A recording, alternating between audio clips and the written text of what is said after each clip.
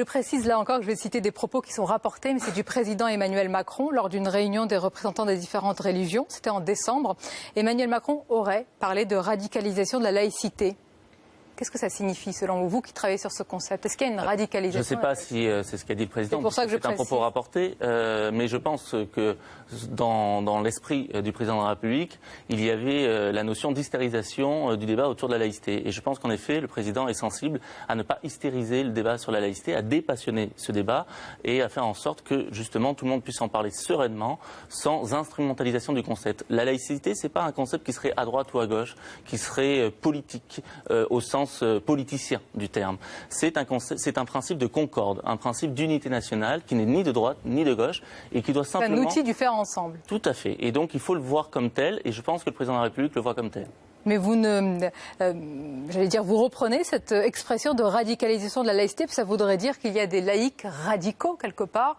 C'est toujours frappant quand on utilise le terme de radicalisation parce qu'il renvoie évidemment dans le débat public à ceux qui sont partis faire le djihad. Évidemment qu'il ne faut pas le comparer à ceux qui font le djihad armé, etc. Non, je ne crois pas que le président de la République renvoie à ça.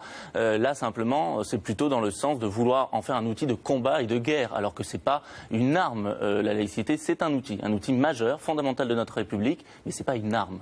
Mais quand vous dites cela, Nicolas Canel, vous êtes, j'allais dire, consensuel. C'est ainsi qu'on veut la laïcité, comme évidemment un outil du faire ensemble. Pourquoi alors vous êtes tellement critiqué? Mais ça, c'est une bonne question. On vous reproche votre manque, c'est ce qu'on dit, de fermeté. Mais attendez, qui nous reproche ça? Une centaine de personnes sur les réseaux sociaux. Pas du tout les acteurs de terrain. Les acteurs de terrain nous soutiennent tous. On est tous les jours sollicités partout sur le terrain. Ceux qui réellement font vivre la laïcité au quotidien, les enseignants, les adultes relais, les associations de quartiers populaires, etc., nous sollicitent tous les jours. Et ça se passe extrêmement bien. On a le soutien de tous ces acteurs-là. On a formé encore cette année avec le commissariat général à l'égalité des territoires 25 000 personnes de ces associations.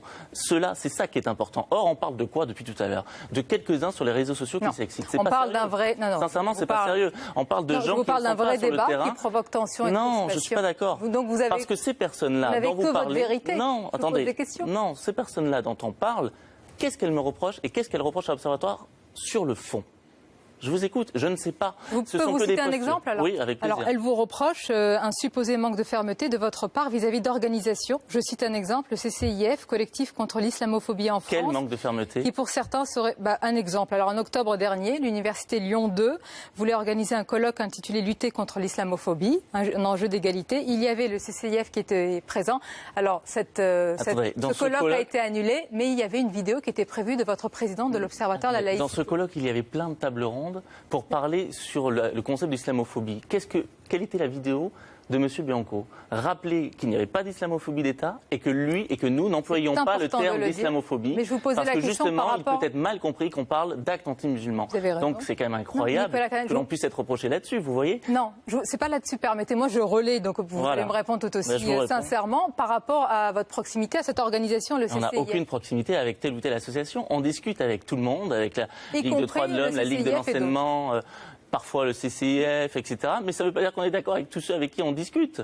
On discute avec toutes les associations qui sont légales. Vous les mettez sur le même plan que d'autres associations? Pas forcément, non. On discute en premier lieu avec celles qui œuvrent sur la promotion de la laïcité. Donc ça va plutôt être des mouvements d'éducation populaire, comme la Ligue de l'enseignement, et aussi des associations historiques de la laïcité, comme la Libre Pensée, que vous connaissez sans doute bien, comme la Ligue des droits de l'homme, qui sont ces trois associations, celles qui ont réellement poussé, dès le 19e siècle, à mettre en place un État laïque. Donc évidemment que ce sont eux d'abord nos acteurs associatifs privilégiés. Après, on parle avec toutes les institutions, toutes les administrations. Tout cela sont nos acteurs privilégiés. Mais après, vous êtes, et nous sommes sollicités par de nombreuses autres associations.